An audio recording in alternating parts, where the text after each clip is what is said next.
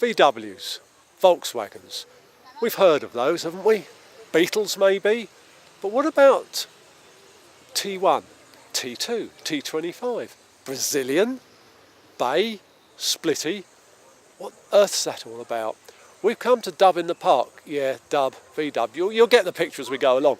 We've come to Dub in the Park to actually try and find out what is it all about. What is this Dub VW thing? Why do people like these, particularly these older ones you see around here? And celebs like them as well for some reason. Martin Clunes, Jamie Oliver, all people. So we're going to see what we can find out about these people, why they like these things, why they don't have any friends. And I spoke to somebody earlier and he said, it's nothing but a big cult. At least I think that's what he said when I was talking about Jamie Oliver. Okay, I'm with Stu. He's the show manager.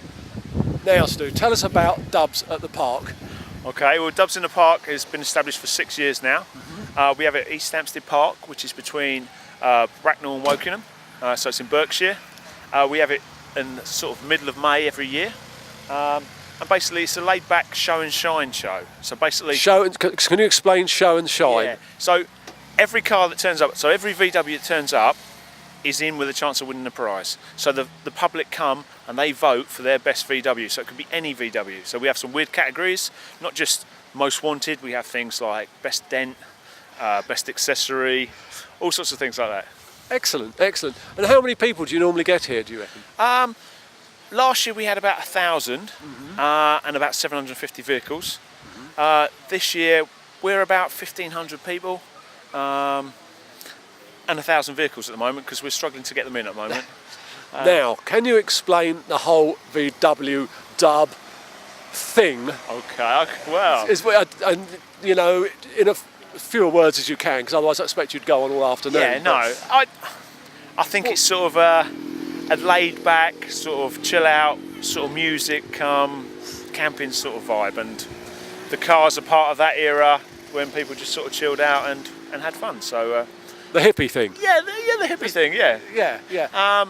And people just like that. You know, life is so fast-paced these days. People just like to chill out and have days like this. Come, listen to some good music, have some food, barbecue, a cup of tea or a beer, and just chill out and just take it easy. And with the vehicles, I mean, let's face it, most of them are sort of old or classic, however you like to call it. Yeah. How do people sort of cope with that? I mean, they're probably not the most reliable of vehicles. No, they're definitely not the most reliable. To be honest, you know, most people class them as money pits, really.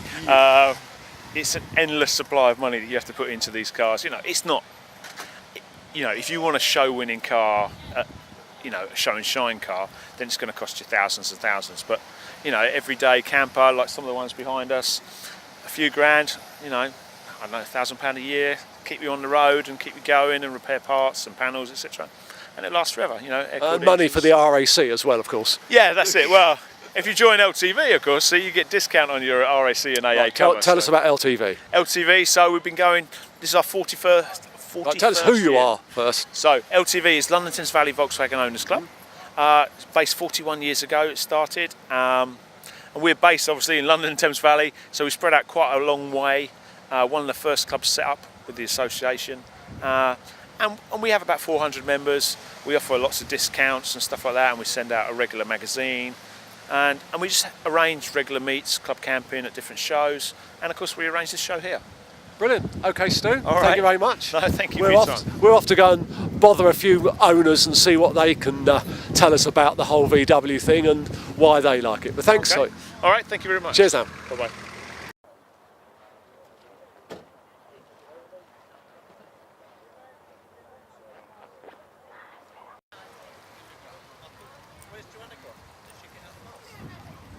Is and all the details. It's a 67 Samba, short of a couple of windows, which anyone with 23 windows will always point out. I've had it for about 5 years. Can you give us a little more detail about this window thing?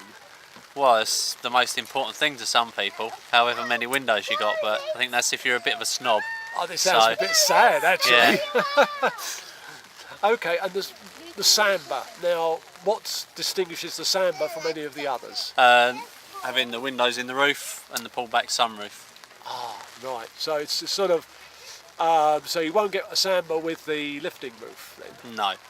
Right, that's what That's distinguishes just on a camper. Right, I understand. So it's, is it the modern equivalent or the old equivalent of the modern day van? Or is that a I bit dunno. insulting?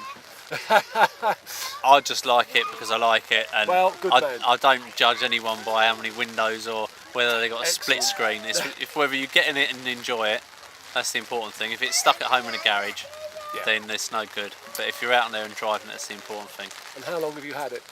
About 5 years, something Uh-huh. like that. What, have you done a lot of work to it? Yeah, it's never ending. This is quite a common theme that seems to run through. Everybody says, "Oh, it's never ending." You know, people ask when you can have it finished. It's never going to be finished.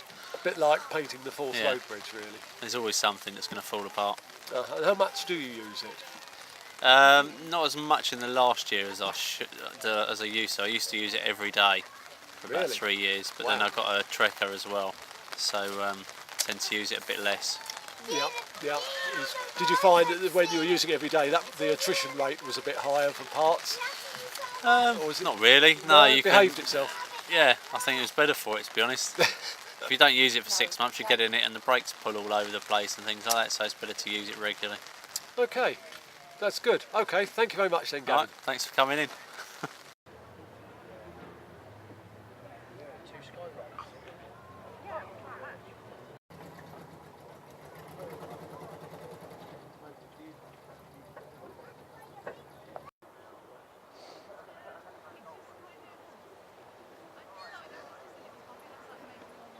Bouncy VWs. Beach buggy. Just a thing. It's pouring with rain. Peter Lines. And he's got a, what do we call this? It's a 1973 VW bay window Westphalia conversion camper van. Yeah, that's a nice long type. That's a hell of a mouthful. Complete with eyes. Yes? Do the headlamps work now? No. No, they have to be taken off before you go out on the road, obviously. Yes, okay. And how long have you had your camper? I've had this one for about 12 years now. Really? And a lot of work in that time? Over the 12 years, it's been, yeah, quite a bit of work, as you can imagine. Yeah.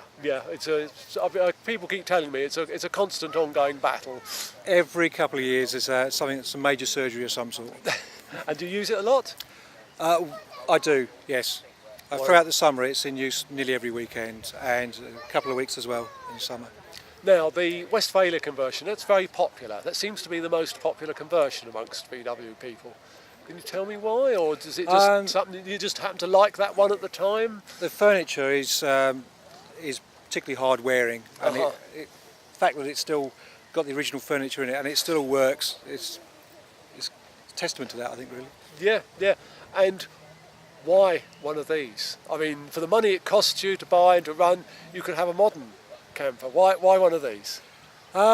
Very good question. Why indeed? Yeah, I like old vehicles, and I just like the idea of getting in an old van and off you go.